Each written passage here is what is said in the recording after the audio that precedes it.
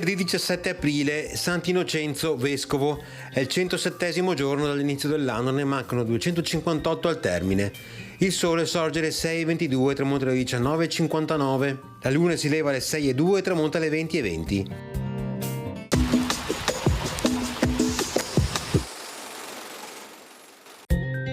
Viene decapitato sulla Scala di Piombo l'infelice doge Marin Faliero per aver tentato di diventare unico signore di Venezia.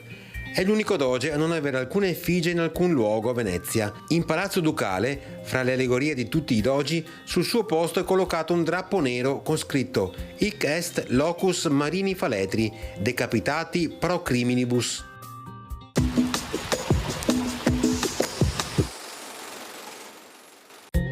Le previsioni per domani: precipitazioni assenti, cielo poco o parzialmente nuvoloso, temperature senza variazioni di rilievo.